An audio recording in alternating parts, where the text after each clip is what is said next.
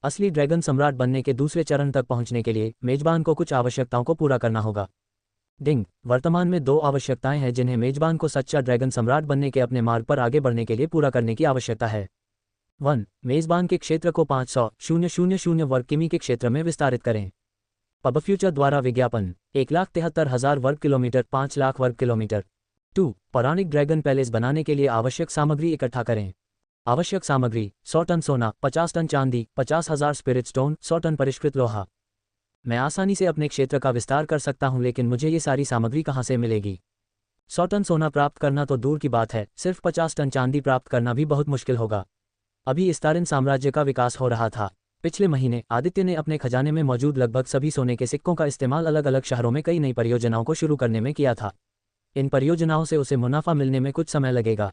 अगर वह सारा राजस्व इस्तेमाल भी कर ले तो भी 50 टन चांदी प्राप्त करने के लिए यह पर्याप्त नहीं होगा।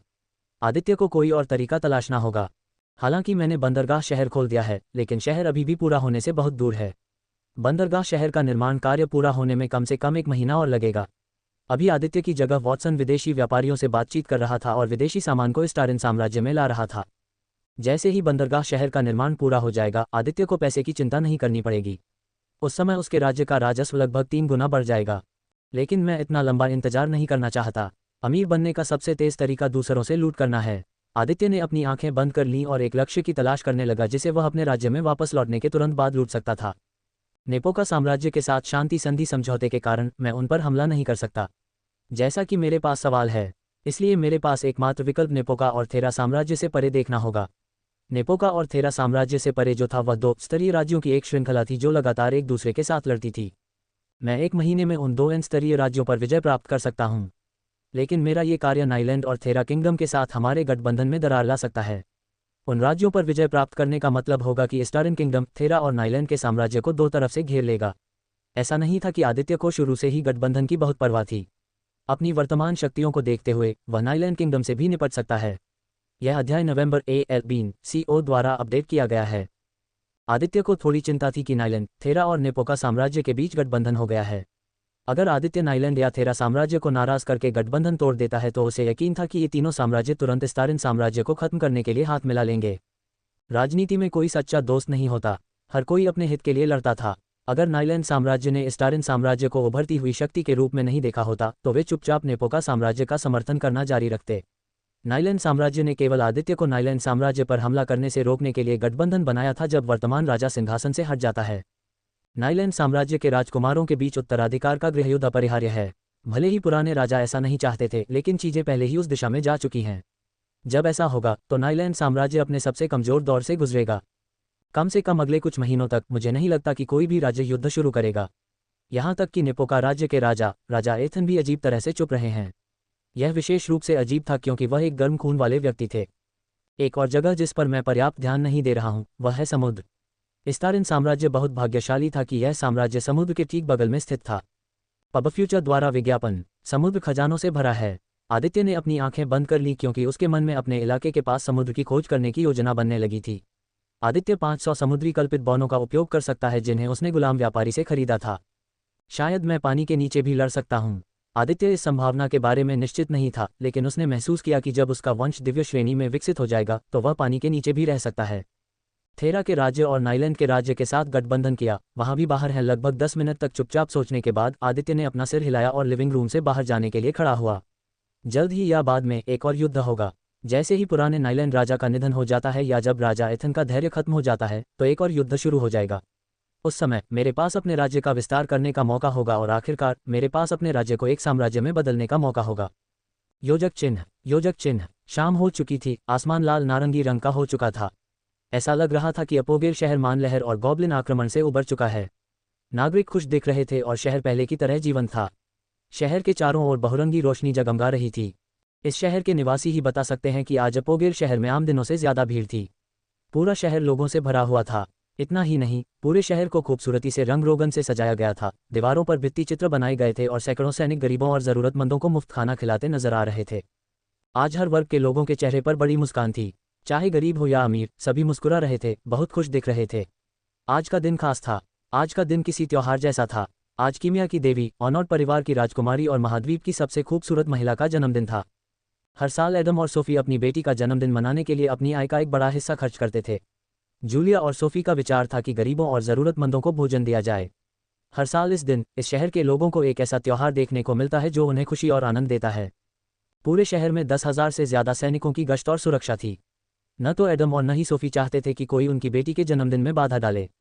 जब शहर की सुरक्षा की बात आती थी तो एडम को पैसे की परवाह नहीं थी। इस तथ्य का जिक्र करना तो दूर की बात है कि आज रात महाद्वीप के कई शक्तिशाली और प्रमुख व्यक्ति और महाद्वीप के बाहर से भी देवी के जन्मदिन में शामिल होने वाले थे। एडम को सभी वीआईपी की सुरक्षा सुनिश्चित करनी थी। शहर के बीचों बीच स्थित ओनार्ड परिवार का किला आकर्षण का मुख्य केंद्र था। महल के चारों ओर की हर चीज़ हल्के सुनहरे रंग में चमक रही थी। ओनार्ड परिवार के महल के बाहर सैकड़ों शाही गाड़ियां खड़ी थीं। इस खास मौके के लिए महल का प्रवेश द्वार पूरी तरह से खोल दिया गया था। गेट के बाहर खड़े होकर एडम ने हर मेहमान का व्यक्तिगत रूप से स्वागत किया। पार्टी करीब 1 घंटे पहले शुरू हुई थी। पूरे साम्राज्य से और साम्राज्य के बाहर से भी रईस एक के बाद एक आते रहे। एडम ने अपने सभी सहयोगियों को आमंत्रित करना सुनिश्चित किया है। लॉर्ड कैंपबेल आ रहे हैं। एडम ने महल के प्रवेश द्वार के सामने रुकी सुनहरी शाही गाड़ी की ओर देखा। 2 नौकरों ने शाही गाड़ी के दरवाजे खोले। जब लुसियान, वही आदमी जिसने आदित्य को चुनौती दी थी, गाड़ी से बाहर निकला तो एडम की आंखें थोड़ी ठंडी हो गईं। उसके पीछे छोटे सफ़ेद बाल और मुंडी हुई दाढ़ी वाला एक और बूढ़ा आदमी बाहर आया। ये बूढ़ा आदमी लगभग 5 फीट लंबा था और उसका शरीर मांसल था। ये बूढ़ा आदमी इको डोमिनियन साम्राज्य का दूसरा सबसे शक्तिशाली ड्यूक था। कैंपबेल परिवार के मुखिया, जिन्हें ड्यूक कैंपबेल के नाम से भी जाना जाता है, ने जंगली शेर को देखा जिसे एडम के नाम से भी जाना जाता है। जब दोनों ड्यूक एक दूसरे को घूरते थे तो आसपास के सभी लोगों को लगता था कि तापमान गिर रहा है। ऐसा लगता था कि कुछ अदृश्य चिंगारियां थीं जो दोनों एक दूसरे पर फेंक रहे थे। ऑनॉर्ड कुलीन घराने और कैंपबेल कुलीन घराने दोनों पीढ़ियों से प्रतिद्वंद्वी थे और यह प्रतिद्वंद्विता आने वाली पीढ़ी के साथ जारी रहने वाली थी। दोनों ड्यूक एक दूसरे के प्रति सम्मान रखते थे, भले ही उनमें से कोई भी इसे अपने चेहरे पर नहीं दिखाता था। जब मैना पोर्टल दिखाई दिया, भले ही ऑनॉर्ड परिवार कैंपबेल का प्रतिद्वंद्वी था, ड्यूक कैंपबेल ने इस सेना के आधे हिस्से को ऑनॉर्ड परिवार की सहायता करने और मदद करने का आदेश देने में संकोच नहीं किया। ड्यूक कैंपबेल और ड्यूक एडम दोनों ही साम्राज्य के प्रति बेहद वफादार थे। साम्राज्य की खातिर दोनों ड्यूक हमेशा अपनी प्रतिद्वंद्विता को पीछे छोड़कर एक साथ काम करने के लिए तैयार रहते हैं। योजक चिन्ह योजक चिन्ह योजक चिन्ह योजक चिन्ह योजक चिन्ह योजक चिन्ह योजक चिन्ह योजक चिन्ह योजक चिन्ह योजक चिन्ह योजक चिन्ह योजक चिन्ह योजक चिन्ह योजक चिन्ह योजक चिन्ह योजक चिन्ह। पब फ्यूचर द्वारा विज्ञापन। संपर्क टॉस साइट मैप दान करें, मेनू दिखाओ। उपन्यास ऑनलाइन पूरा पढ़ें। उपन्यास बिन। उपन्यास ड्रैगन मोनार्क सिस्टम 115 अध्याय 115। ड्रैगन मोनार्क सिस्टम 115 सी 115। पब फ्यूचर द्वारा विज्ञापन। इस उपन्यास को पिज्जा उपहार में देने के लिए याम_वैन_ 5538 को धन्यवाद। योजक चिन्ह। एडम, ऐसा लगता है कि तुम और भी बदसूरत हो गए हो। ड्यूक कैंपबेल के मुंह से निकला पहला शब्द वही उपहासपूर्ण शब्द थे जो एडम ने इस्तेमाल करवाए थे। बूढ़े आदमी, ऐसा लगता है कि तुम्हारे कुछ दांत गिर गए हैं। क्या तुम सच में बिस्तर पर लेटकर अपनी सेवानिवृत्ति की घोषणा नहीं करना चाहते? एडम को समझ में नहीं आया कि यह बूढ़ा आदमी ड्यूक के रूप में काम करने पर क्यों जोर दे रहा था, जबकि उसका बेटा महाद्वीप के सबसे अच्छे और शीर्ष प्रतिभाशाली लोगों में से एक था। एडम को लगा कि बूढ़े आदमी को बस रिटायर हो जाना चाहिए और अगली पीढ़ी को सब कुछ सौंप देना चाहिए। इस बूढ़े आदमी का शरीर अभी भी तुमसे ज़्यादा मजबूत है। मैं एक ही समय में कई महिलाओं का सामना कर सकता हूं जो तुम कभी नहीं कर सकते। बूढ़े आदमी ने उसका मजाक उड़ाया, ये पूरी तरह जानते हुए कि यह एडम की सबसे कमजोरी थी। चूंकि एडम सोफी से प्यार करता था, इसलिए उसने खुद को एक ही महिला के लिए समर्पित कर दिया। साम्राज्य या महाद्वीप पर किसी ने भी आदम को अपनी पत्नी के अलावा किसी और महिला के साथ सोते हुए नहीं सुना है। वह आदमी अपनी पत्नी के प्रति बेहद वफादार था, जो कि बहुत ही दुर्लभ था क्योंकि ज्यादातर कुलीन पुरुष कई महिलाओं के साथ सोना सामान्य मानते थे। बूढ़े आदमी की बातें सुनकर एडम की दाहिनी आंख फड़क उठी। तुम्हारे विपरीत, जिसका एक पैर पहले से ही कब्र में है, मैं अभी भी जवान हूं और ऊर्जा से भरा हुआ हूं। मेरा लन तुम्हारे जितना सस्ता नहीं है। ये सिर्फ एक ही व्यक्ति के लिए उपलब्ध है। तुमने क्या कहा? बूढ़े आदमी का गुस्सा आखिरकार शांत हो गया और वह सांप की तरह एडम पर फुफकारने लगा। पब फ्यूचर द्वारा विज्ञापन। लुसियान_। इस बीच लुसियन और अन्य लोग चुपचाप ये दृश्य देख सकते थे। वे दोनों वयस्क थे, फिर भी वे एक दूसरे से बच्चों की तरह बहस कर रहे थे। पहरेदारों और सैनिकों को अपनी हंसी रोकने में मुश्किल हो रही थी। कई महिलाओं के साथ सोना। मेरा पैर। बूढ़े आदमी, तुम एक भी महिला को संभाल नहीं सकते। लुसियन ने चुपके से अपने बूढ़े आदमी का मजाक उड़ाया कि वह ऐसी बकवास के बारे में शेखी बघा रहा है। उसने सोचा कि क्या उसे अपने बूढ़े आदमी को बेनकाब करना चाहिए, लेकिन ये देखते हुए कि उसका बूढ़ा आदमी उसका पिता था, लुसियन ने चुप रहने और दो ड्यूक की बातचीत में हस्तक्षेप न करने का फैसला किया, जो एक बहस की तरह लग रहा था। वैसे भी मैं अभी अंदर जाऊंगा। अभी मेरे पास आपसे बहस करने का समय नहीं है। यह महसूस करते हुए कि कैंपबेल बहस हारने वाला है, उसने जल्दी से महल में प्रवेश करने का फैसला किया क्योंकि वह मेहमानों के सामने खुद को शर्मिंदा नहीं करना चाहता था। क्या काया है? एडम ने नाक भान सिकोड़ते हुए मेहमानों का स्वागत करना शुरू किया जैसे कि कुछ हुआ ही ना हो। लेकिन उसे यह स्वीकार करना था कि एडम को बहस जीतने के बाद आखिरकार थोड़ा बेहतर महसूस हो रहा था। 1 या 2 मिनट बाद 3 सुनहरी गाड़ियां रुकीं। एडम ने अपनी आंखें सिकोड़ लीं क्योंकि उसकी आंखों में ठंडक बढ़ गई थी। इस आदमी की तुलना में ड्यूक कैंपबेल एक सीधा सादा आदमी था और एडम को कैंपबेल का व्यक्तित्व पसंद था और वह उसकी प्रशंसा भी करता था। लेकिन यह आदमी ड्यूक कैंपबेल के बिल्कुल विपरीत था। वह चालाक, लोमड़ी की तरह धूर्त और सांप की तरह धूर्त था। लोगों के सामने यह आदमी सज्जनों जैसा चेहरा रखता था। केवल कुछ ही लोग जानते थे कि उस सौम्य और खुशमिजाज मुखौटे के पीछे कौन सा चेहरा छिपा था। नए उपन्यास के अध्याय 9 वेल बिन COM पर प्रकाशित हुए हैं। अगर संभव होता तो एडम इस आदमी को इस पार्टी में आमंत्रित भी नहीं करता, लेकिन उसके पास कोई विकल्प नहीं था क्योंकि तकनीकी रूप से वे दोनों अभी भी सहयोगी थे। लेकिन जल्द ही यह बदलने वाला था क्योंकि एडम भविष्य में इस आदमी के साथ सभी प्रकार के व्यापार और मैत्रीपूर्ण संबंधों को समाप्त करने की योजना बना रहा था। एडम को पहले से ही एक प्रतिस्थापन मिल गया था जिसका व्यक्तित्व इस आदमी से 100 गुना बेहतर था। जब गाड़ी का गेट खोला गया तो एक आदमी सजावटी, आलीशान कपड़े पहने गाड़ी से उतरा और एडम के सामने रुक गया। वह आदमी भी 6 फीट लंबा था।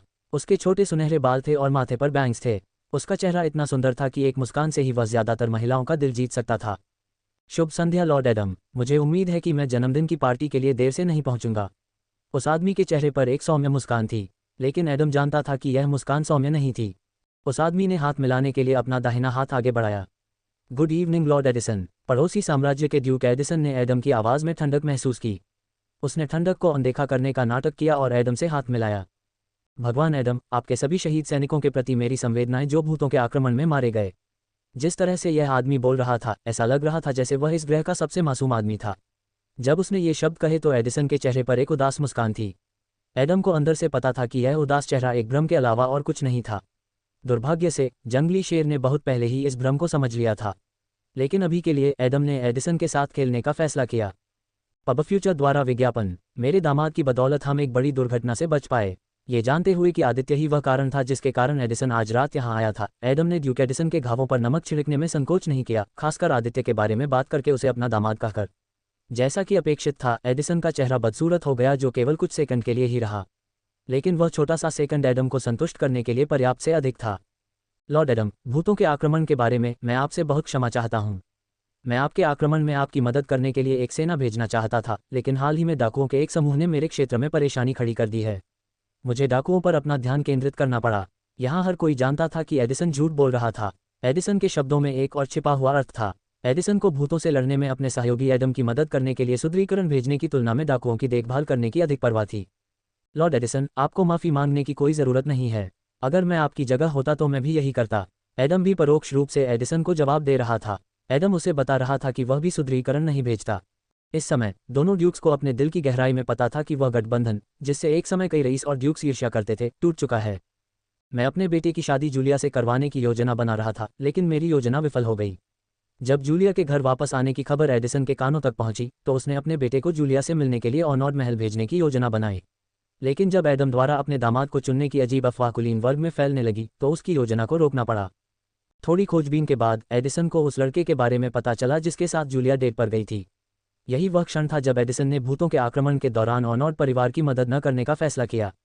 एडिसन परिवार को उम्मीद थी कि एडम इस आक्रमण में मर जाएगा, क्योंकि उसे लाखों भूतों का सामना करना पड़ा था। जब एडम की मृत्यु हो गई तो एडिसन जूलिया और सोफी को आसानी से अगवा करने की योजना बना रहा था। लेकिन भूतों के आक्रमण के दौरान एक अप्रत्याशित कारक सामने आने के कारण उसकी योजना एक बार फिर विफल हो गई। एडिसन उन लोगों में से एक था जो पूरी लड़ाई को चुपके से देख रहा था। वह बेसब्री से उस पल का इंतजार कर रहा था जब एडम गिरेगा। लेकिन एडम को गिरते देखने के बजाय एडिसन ने कुछ ऐसा देखा जिससे उसे खतरा महसूस हुआ। ये वह छोटा, दयनीय और कमज़ोर आदमी था जिसके बारे में उसे लगता था कि वह किसी भी पल उसे कुचल सकता है, जो युद्ध के मैदान में सबसे शक्तिशाली और सबसे क्रूर योद्धा के रूप में उभरा। एडिसन और उसके बेटे को ऐसा लगा जैसे दुनिया के बारे में उनका पूरा नजरिया ही बदल गया हो जब वह आदमी जिसे उसने कम आंका था वह एक ड्रैगन निकला। कोई साधारण ड्रैगन नहीं, बल्कि दिव्य ड्रैगन। एडिसन ने पूरी लड़ाई अपनी आंखों से देखी थी। उसने देखा कि कैसे एकमात्र दूसरे दर्जे के व्यक्ति ने सैकड़ों चौथे दर्जे के लोगों का कत्लेआम किया। ये पूरी तरह से इस दुनिया के कानून के खिलाफ था। वह ड्रैगन इस दुनिया के नियमों की अवहेलना करता रहा और बिना थके लोगों को मारता रहा। जब उस आदमी ने अपनी वंशावली का खुलासा किया तो एडिसन लगभग दिल का दौरा पड़ने से मर गया।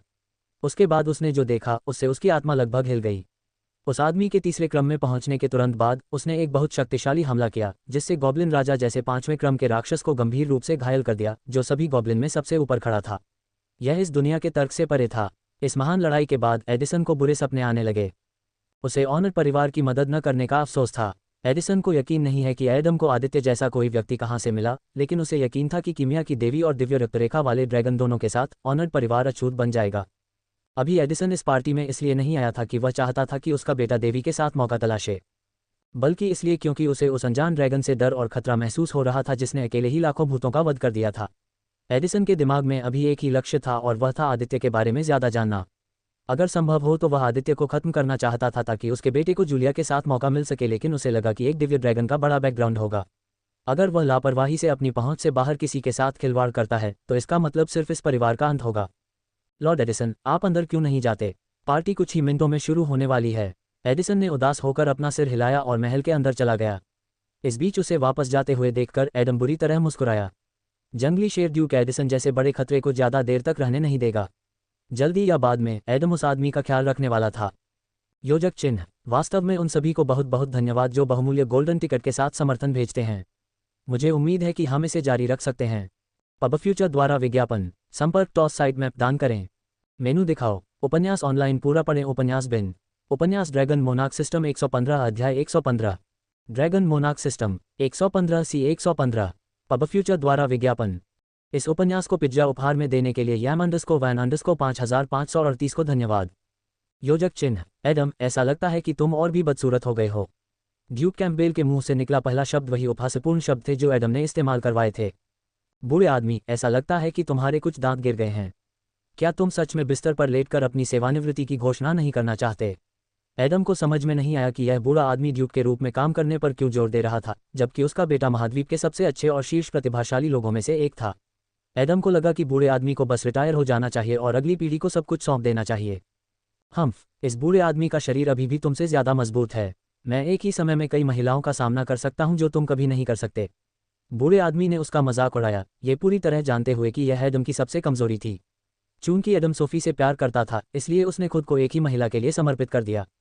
साम्राज्य या महाद्वीप पर किसी ने भी आदम को अपनी पत्नी के अलावा किसी और महिला के साथ सोते हुए नहीं सुना है। वह आदमी अपनी पत्नी के प्रति बेहद वफादार था, जो कि बहुत ही दुर्लभ था क्योंकि ज्यादातर कुलीन पुरुष कई महिलाओं के साथ सोना सामान्य मानते थे। बूढ़े आदमी की बातें सुनकर एडम की दाहिनी आंख फड़क उठी। तुम्हारे विपरीत, जिसका एक पैर पहले से ही कब्र में है, मैं अभी भी जवान हूं और ऊर्जा से भरा हुआ हूं। मेरा लन तुम्हारे जितना सस्ता नहीं है। ये सिर्फ एक ही व्यक्ति के लिए उपलब्ध है। तुमने क्या कहा? बूढ़े आदमी का गुस्सा आखिरकार शांत हो गया और वह सांप की तरह एडम पर फुफकारने लगा। पब फ्यूचर द्वारा विज्ञापन। लुसियान_। इस बीच लुसियन और अन्य लोग चुपचाप ये दृश्य देख सकते थे। वे दोनों वयस्क थे, फिर भी वे एक दूसरे से बच्चों की तरह बहस कर रहे थे। पहरेदारों और सैनिकों को अपनी हंसी रोकने में मुश्किल हो रही थी। कई महिलाओं के साथ सोना। मेरा पैर। बूढ़े आदमी, तुम एक भी महिला को संभाल नहीं सकते। लुसियन ने चुपके से अपने बूढ़े आदमी का मजाक उड़ाया कि वह ऐसी बकवास के बारे में शेखी बघा रहा है। उसने सोचा कि क्या उसे अपने बूढ़े आदमी को बेनकाब करना चाहिए, लेकिन ये देखते हुए कि उसका बूढ़ा आदमी उसका पिता था, लुसियन ने चुप रहने और दो ड्यूक की बातचीत में हस्तक्षेप न करने का फैसला किया, जो एक बहस की तरह लग रहा था। वैसे भी मैं अभी अंदर जाऊंगा। अभी मेरे पास आपसे बहस करने का समय नहीं है। यह महसूस करते हुए कि कैंपबेल बहस हारने वाला है, उसने जल्दी से महल में प्रवेश करने का फैसला किया क्योंकि वह मेहमानों के सामने खुद को शर्मिंदा नहीं करना चाहता था। क्या काया है? एडम ने नाक भान सिकोड़ते हुए मेहमानों का स्वागत करना शुरू किया जैसे कि कुछ हुआ ही ना हो। लेकिन उसे यह स्वीकार करना था कि एडम को बहस जीतने के बाद आखिरकार थोड़ा बेहतर महसूस हो रहा था। 1 या 2 मिनट बाद 3 सुनहरी गाड़ियां रुकीं। एडम ने अपनी आंखें सिकोड़ लीं क्योंकि उसकी आंखों में ठंडक बढ़ गई थी। इस आदमी की तुलना में ड्यूक कैंपबेल एक सीधा सादा आदमी था और एडम को कैंपबेल का व्यक्तित्व पसंद था और वह उसकी प्रशंसा भी करता था। लेकिन यह आदमी ड्यूक कैंपबेल के बिल्कुल विपरीत था। वह चालाक, लोमड़ी की तरह धूर्त और सांप की तरह धूर्त था। लोगों के सामने यह आदमी सज्जनों जैसा चेहरा रखता था। केवल कुछ ही लोग जानते थे कि उस सौम्य और खुशमिजाज मुखौटे के पीछे कौन सा चेहरा छिपा था। नए उपन्यास के अध्याय 9 वेल्थ_CO पर प्रकाशित हुए हैं। अगर संभव होता तो एडम इस आदमी को इस पार्टी में आमंत्रित भी नहीं करता, लेकिन उसके पास कोई विकल्प नहीं था क्योंकि तकनीकी रूप से वे दोनों अभी भी सहयोगी थे। लेकिन जल्द ही यह बदलने वाला था क्योंकि एडम भविष्य में इस आदमी के साथ सभी प्रकार के व्यापार और मैत्रीपूर्ण संबंधों को समाप्त करने की योजना बना रहा था। एडम को पहले से ही एक प्रतिस्थापन मिल गया था जिसका व्यक्तित्व इस आदमी से 100 गुना बेहतर था। जब गाड़ी का गेट खोला गया तो एक आदमी सजावटी, आलीशान कपड़े पहने गाड़ी से उतरा और एडम के सामने रुक गया। वह आदमी भी 6 फीट लंबा था। उसके छोटे सुनहरे बाल थे और माथे पर बैंग्स थे। उसका चेहरा इतना सुंदर था कि एक मुस्कान से ही वह ज्यादातर महिलाओं का दिल जीत सकता था। शुभ संध्या लॉर्ड एडम, मुझे उम्मीद है कि मैं जन्मदिन की पार्टी के लिए देर से नहीं पहुंचूंगा। उस आदमी के चेहरे पर एक सौम्य मुस्कान थी, लेकिन एडम जानता था कि यह मुस्कान सौम्य नहीं थी। उस आदमी ने हाथ मिलाने के लिए अपना दाहिना हाथ आगे बढ़ाया। Good evening Lord Edison. पड़ोसी साम्राज्य के ड्यूक एडिसन ने एडम की आवाज़ में ठंडक महसूस की। उसने ठंडक को अनदेखा करने का नाटक किया और एडम से हाथ मिलाया। भगवान एडम, आपके सभी शहीद सैनिकों के प्रति मेरी संवेदनाएं जो भूतों के आक्रमण में मारे गए। जिस तरह से यह आदमी बोल रहा था, ऐसा लग रहा था जैसे वह इस ग्रह का सबसे मासूम आदमी था। जब उसने ये शब्द कहे तो एडिसन के चेहरे पर एक उदास मुस्कान थी। एडम को अंदर से पता था कि यह उदास चेहरा एक भ्रम के अलावा और कुछ नहीं था। दुर्भाग्य से जंगली शेर ने बहुत पहले ही इस भ्रम को समझ लिया था। लेकिन अभी के लिए एडम ने एडिसन के साथ खेलने का फैसला किया। पब फ्यूचर द्वारा विज्ञापन। मेरे दामाद की बदौलत हम एक बड़ी दुर्घटना से बच पाए। ये जानते हुए कि आदित्य ही वह कारण था जिसके कारण एडिसन आज रात यहाँ आया था, एडम ने ड्यूक एडिसन के घावों पर नमक छिड़कने में संकोच नहीं किया, खासकर आदित्य के बारे में बात करके उसे अपना दामाद कहकर। जैसा कि अपेक्षित था, एडिसन का चेहरा बदसूरत हो गया, जो केवल कुछ सेकंड के लिए ही रहा। लेकिन वह छोटा सा सेकंड एडम को संतुष्ट करने के लिए पर्याप्त था। लॉर्ड एडम, भूतों के आक्रमण के बारे में मैं आपसे बहुत क्षमा चाहता हूँ। मैं आपके आक्रमण में आपकी मदद करने के लिए एक सेना भेजना चाहता था, लेकिन हाल ही में डाकुओं के एक समूह ने मेरे क्षेत्र में परेशानी खड़ी कर दी है। मुझे डाकुओं पर अपना ध्यान केंद्रित करना पड़ा। यहाँ हर कोई जानता था कि एडिसन झूठ बोल रहा था। एडिसन के शब्दों में एक और छिपा हुआ अर्थ था। एडिसन को भूतों से लड़ने में अपने सहयोगी एडम की मदद करने के लिए सुदृढ़ीकरण भेजने की तुलना में डाकुओं की देखभाल करने की अधिक परवाह थी। लॉर्ड एडिसन, आपको माफ़ी मांगने की कोई ज़रूरत नहीं है। अगर मैं आपकी जगह होता तो मैं भी यही करता। एडम भी परोक्ष रूप से एडिसन को जवाब दे रहा था। एडम उसे बता रहा था कि वह भी सुदृढ़ीकरण नहीं भेजता। इस समय दोनों ड्यूक्स को अपने दिल की गहराई में पता था कि वह गठबंधन, जिससे एक समय कई रईस और ड्यूक्स ईर्ष्या करते थे, टूट चुका है। मैं अपने बेटे की शादी जूलिया से करवाने की योजना बना रहा था, लेकिन मेरी योजना विफल हो गई। जब जूलिया के घर वापस आने की खबर एडिसन के कानों तक पहुंची, तो उसने अपने बेटे को जूलिया से मिलने के लिए ऑनॉर्ड महल भेजने की योजना बनाई। लेकिन जब एडम द्वारा अपने दामाद को चुनने की अजीब अफवाह कुलीन वर्ग में फैलने लगी, तो उसकी योजना को रोकना पड़ा।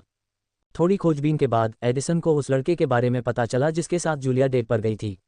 यही वह क्षण था जब एडिसन ने भूतों के आक्रमण के दौरान ऑनॉर्ड परिवार की मदद न करने का फैसला किया। एडिसन परिवार को उम्मीद थी कि एडम इस आक्रमण में मर जाएगा, क्योंकि उसे लाखों भूतों का सामना करना पड़ा था।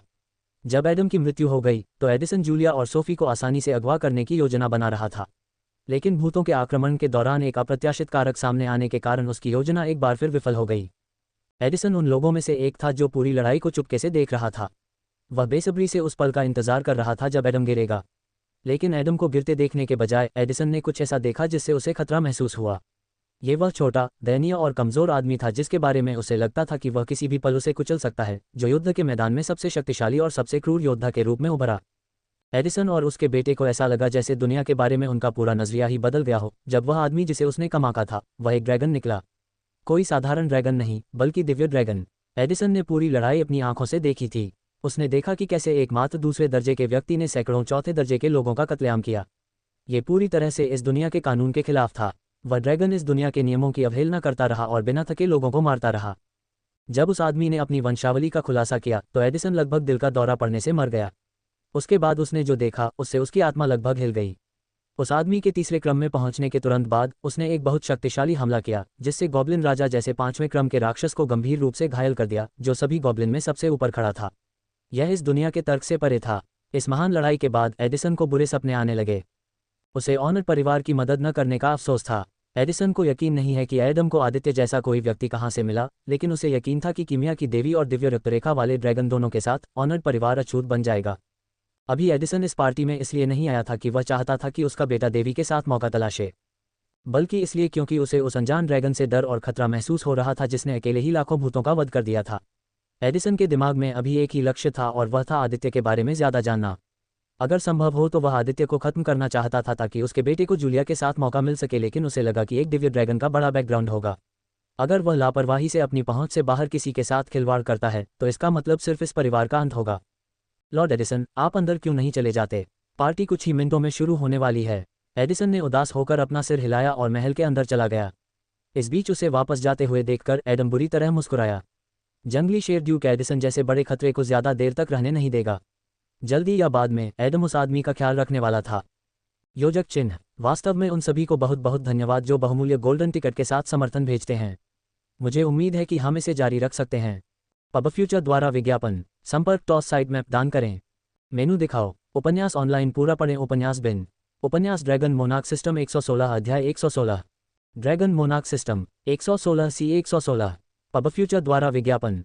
यह अध्याय पाठकों टॉम अंडरस्कोर ब्रेटन बॉर्न और मिस्टी अंडरस्कोर गिन को इस उपन्यास के लिए एक प्रेरणा कैप्सूल और एक पिज्जा उपहार में देने के लिए समर्पित है। पाठकों टॉम अंडरस्कोर ब्राइटन बॉर्न और मिस्टी अंडरस्कोर गिन को बहुत बहुत धन्यवाद। योजक चिन्ह। दस्तक दस्तक, अंदर आएं, क्लिक करें। दरवाज़ा खोलकर सोफी और जैक आदित्य के बेडरूम में चले गए। जैक और सोफी की नज़र आदित्य पर पड़ी जो एक बड़े शीशे के सामने बैठा था। कई नौकरानियां और एक बटलर उसके बाल और काले सूट को संवारने में उसकी मदद कर रहे थे। बड़े भैया, आज आप बहुत सुंदर लग रहे हैं, जूलिया के मासूम भाई ने आदित्य की तारीफ की। क्या मैं? आदित्य जैक की प्रतिक्रिया देखकर हंसा। इस काले टैक्सीडो में आप बिल्कुल अलग दिख रहे हैं। सोफी को यह भी मानना पड़ा कि आज आदित्य बहुत ही आकर्षक और हैंडसम लग रहा था। उसका लुक निश्चित रूप से महिलाओं का ध्यान अपनी ओर आकर्षित करने वाला था। आम दिनों में आदित्य अपने कपड़ों पर ज्यादा ध्यान नहीं देते थे। उन्हें साधारण और साधारण फैशन के कपड़े पहनना ज्यादा पसंद था। ऐसा लगता है कि उनका खूबसूरत चेहरा उनके काले सूट के साथ बिल्कुल मेल खा रहा था, जो आज उन्हें और भी आकर्षक बना रहा था। आदित्य की तरह ही छोटे जैक ने भी काले रंग का टक्सीडो पहना हुआ था। दोनों भाइयों ने मैचिंग कपड़े पहने हुए थे। आंटी, आज आप भी बहुत खूबसूरत लग रही हैं। आदित्य ने अपनी आंखों के कोने से देखा कि सोफी ने मखमली एलाइन मैक्सी लंबी आस्तीन वाली गहरे हरे रंग की पोशाक पहन रखी थी। हालांकि देवी की मां ने अपनी लगभग पूरी त्वचा को शालीनता से ढक रखा था, फिर भी उसके शरीर के उभार अभी भी उजागर थे। गहरे हरे रंग की पोशाक उसके शरीर से कसकर चिपकी हुई थी, उसके उभारों को उभार रही थी। सोफी को देखकर किसी भी पुरुष का गला सूख जाएगा। देवी की मां के शरीर को कम नहीं आंका जा सकता। अगर जूलिया में सुंदरता और सुंदरता की आभा थी, तो उसकी मां में आकर्षण और मोहकता की आभा थी। पब फ्यूचर द्वारा विज्ञापन। आदित्य ने सोफी को कुछ सेकंड से ज्यादा नहीं देखा। उसने जल्दी से नजरें दूसरी ओर घुमा ली, इस डर से कि उसके शरीर को ज्यादा देखने से गलतफहमी हो सकती है और उसे विकृत व्यक्ति के रूप में देखा जा सकता है। आदित्य ने मन ही मन सोचा कि क्या भविष्य में जूलिया भी अपनी मां की तरह सुंदर बन जाएगी। आपकी प्रशंसा के लिए धन्यवाद आदित्य। मुझे ये तय करने में कुछ समय लगा कि मैं अपनी बेटी के जन्मदिन पर किस तरह की ड्रेस पहनूंगी। वास्तव में सोफी को ड्रेस खोजने में लगभग 3 दिन लग गए। अपने खाली समय में वह एम्पायर के लगभग सभी बड़े कपड़ों के ब्रांड में जाती थी। हालांकि वह ये नहीं कह सकती कि वह अपनी सुंदरता के बारे में बहुत चिंतित है। गहरे हरे रंग की पोशाक के अलावा उन्होंने हल्का मेकअप भी किया था, जिससे उनका लुक और भी आकर्षक लग रहा था। आंटी, अंकल एडम कहाँ हैं? आदित्य ने उत्सुकता से पूछा। एडम व्यक्तिगत रूप से मेहमानों का स्वागत कर रहा है, ठीक वैसे ही जैसे उसकी बेटी सोफी को भी राजनीतिक खेल पसंद नहीं थे। इसलिए उसने एडम के साथ जाने से परहेज किया, क्योंकि वह रईसों से निपटना नहीं चाहती थी। कभी कभी कुछ धूर्त और चालाक रईसों से निपटना बहुत थका देने वाला हो सकता है। दस्तक दस्तक, अंदर आएं। जब दरवाज़ा खोला गया और कमरे के बाहर खड़ी परी को देखा गया, तो आदित्य अचानक सांस लेना भूल गया, क्योंकि वह उसे देख रहा था। उसने बिना पलक झपकाए उसे देखा, क्योंकि उसे लगा कि वह हमेशा के लिए देवी को देखता रह सकता है। वह उसे देखने में इतना मग्न था कि वह सोफी, जैक और उसके पीछे खड़ी नौकरानियों के बारे में पूरी तरह से भूल गया। जूलिया की नज़र में सबसे पहले आदित्य का चेहरा आया, जो शीशे के सामने खड़ा था। आज वह बहुत सुंदर लग रहा था। काले रंग के टैक्सीडो में उसे देखकर जूलिया खुद को थोड़ा शर्माने से नहीं रोक पाए। वाह बहन, तुम बिल्कुल शानदार लग रही हो, जैक उत्साह से जूलिया के पास गया। इस बीच सोफी ने अपना सिर हिलाया। भले ही उसकी बेटी कुछ क्षेत्रों में ठीक से विकसित नहीं हुई है, लेकिन उसकी सुंदरता और आकर्षण पहले से ही सोफी के बराबर है, अगर उससे ऊपर नहीं। अपने भाई की बातें सुनकर जूलिया अचानक अपनी हैरानी से बाहर आए और शान से उसके बेडरूम में चली गई। इस बीच आदित्य अभी भी बेवकूफ़ों की तरह जूलिया को देख रहा था। उसकी गहरी निगाहों को महसूस करते हुए देवी खुद को थोड़ा शर्मिंदा महसूस करने से नहीं रोक पाए। तुम कब तक मुझे घूरते रहोगे? जूलिया ने अपनी मां के पास खड़े होकर कहा। वह अंदर ही अंदर बहुत खुश थी कि उसका आदमी उसे इस तरह देख रहा था। जूलिया के शब्दों ने आदित्य को वास्तविकता में वापस ला दिया। वह अपनी उलझन से बाहर आ गया। अच्छा आदित्य, क्या तुम्हें जूलिया से कुछ नहीं कहना चाहिए? सोफी ने इशारा किया कि एक पुरुष होने के नाते उसे जूलिया की तारीफ करनी चाहिए। हर महिला को खुशी और गर्व महसूस होता है जब उसकी तारीफ की जाती है, खासकर उस व्यक्ति द्वारा जिसे वह प्यार करती है। आज रात तुम चांद से भी ज्यादा चमक रही हो। तुम्हारी स्वर्गीय सुंदरता के सामने दुनिया की सबसे सुंदर चीज भी फीकी पड़ जाएगी। आदित्य की चमड़ी मोटी थी, इसलिए उसने बिना किसी हिचकिचाहट के सीधे मन में आए शब्द बोल दिए। इन 2 वाक्यों ने देवी को और भी शर्मिंदा कर दिया। उसने अपना सिर नीचे किया और जैक पर ध्यान दिया, जानबूझकर उस शर्मनाक आदमी को अनदेखा किया ताकि अपनी मां के सामने शर्मिंदा महसूस न हो।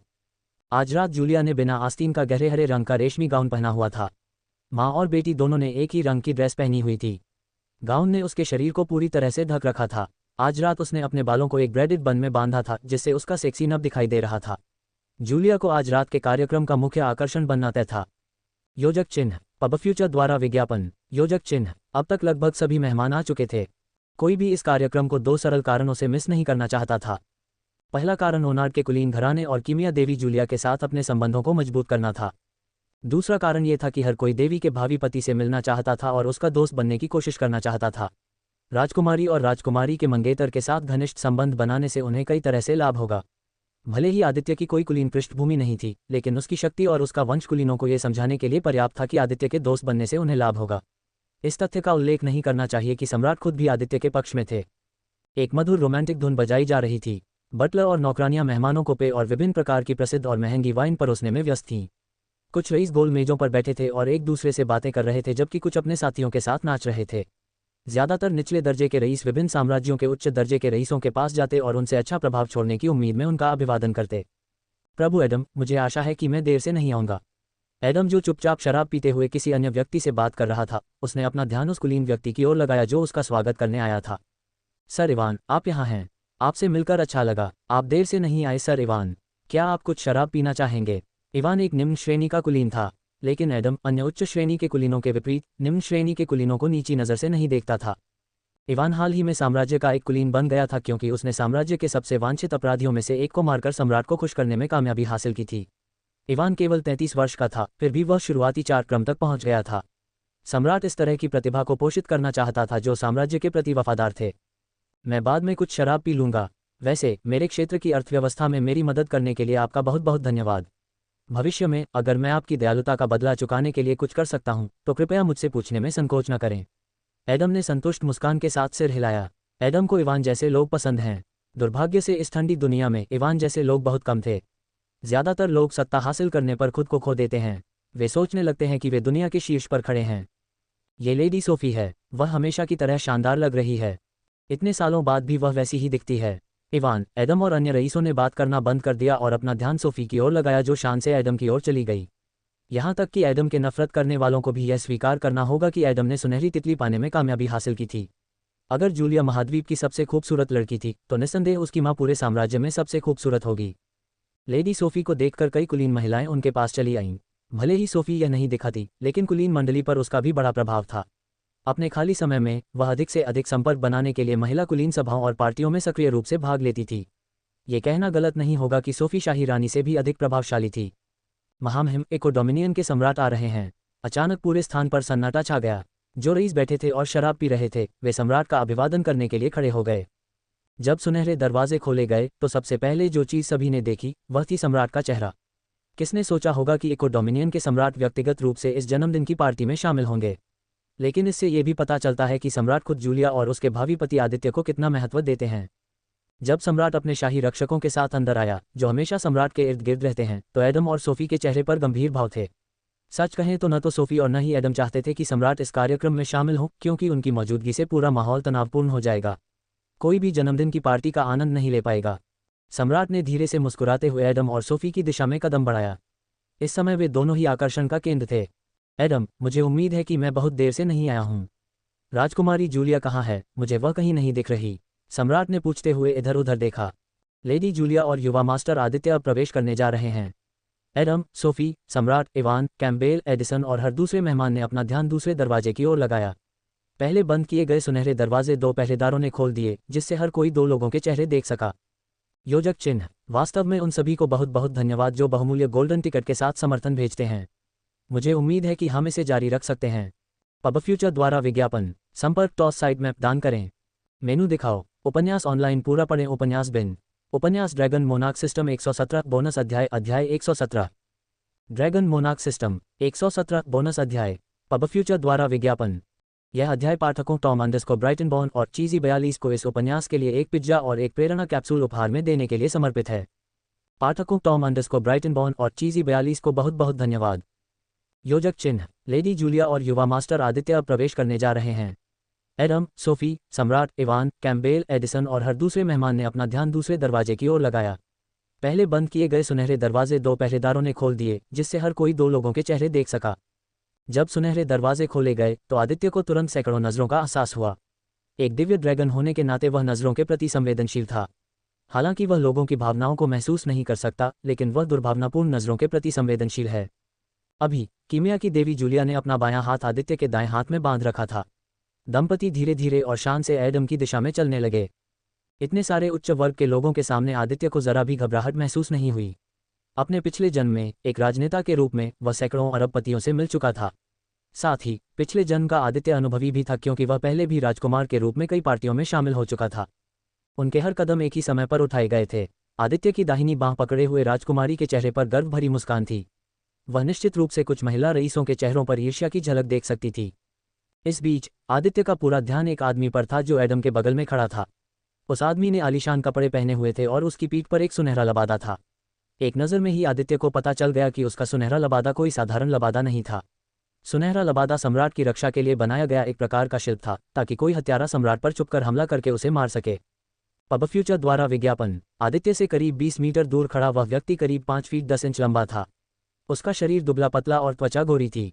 उसके छोटे काले नुकीले बाल थे। उसका चेहरा औसत से थोड़ा ऊपर सुंदर दिखने वाला था। उसके बारे में सबसे खास बात उसका सुनहरा मुकुट था, जिस पर 9 अलग अलग रंग के रत्न जड़े हुए थे। आदित्य को यकीन था कि उसका मुकुट भी किसी तरह की कलाकृति है। तो वह एक डोमिनियन साम्राज्य का सम्राट है। वह दिखने में लगभग 25 साल का लगता है, लेकिन मुझे यकीन है कि वह दिखने में जितना दिखता है उससे कहीं ज्यादा बुरा है। आदित्य के मन में सम्राट के बारे में न तो अच्छी धारणा थी और न ही बुरी। अपने पिछले जन्म में आदित्य ने एक ऐसी बात सीखी थी जो उसे आज भी अपने दिल में याद है। कुछ राजनेताओं को छोड़कर दुनिया का हर राजनेता किसी न किसी तरह से भ्रष्ट था। यहाँ तक कि आदित्य खुद भी शुरू से ही एक अच्छा इंसान नहीं था। ऊपरी हाथ पाने और अपने हितों की रक्षा करने के लिए आदित्य ने ऐसे काम किए जो क्रूर और बुरे थे। सम्राट के रूप में जो इस अपार शक्ति को धारण करता है और प्रत्यक्ष या अप्रत्यक्ष रूप से लाखों लोगों के जीवन को नियंत्रित करता है, आदित्य को यकीन था कि कोई भी इंसान इस तरह की शक्ति को छोड़ना या खोना नहीं चाहेगा। सम्राट भले ही एक सज्जन व्यक्ति की तरह दिखते हों, लेकिन वह जानता था कि सभी के बीच सम्राट सबसे खतरनाक विषैले सांपों में से एक हो सकता है। यही कारण है कि आदित्य न तो नाइलैंड राजा पर और न ही थेरा राज्य के राजा पर पूरी तरह से भरोसा करता था। उसने ज़ेकरी को 2 राजाओं पर गुप्त रूप से नजर रखने के लिए मार्जिन्स भेजने के लिए कहा था। आदित्य आखिरकार सम्राट के पास गया। शुभ संध्या महाराज, मेरा नाम आदित्य है। इको डोमिनियन के महान सम्राट से आखिरकार मिलना सम्मान की बात है। आदित्य ने अपना परिचय देने के बाद थोड़ा झुककर प्रणाम किया। कुलीनों और आम लोगों के विपरीत, जिन्हें राजा के सामने घुटने टेकने पड़ते हैं, आदित्य ने ऐसा नहीं किया। सबसे पहले तो वह दूसरे राज्य का राजा था। अगर वह दूसरे राजा के सामने घुटने टेकता तो यह हिस्टारिन साम्राज्य के लिए एक बड़ा तमाचा होता।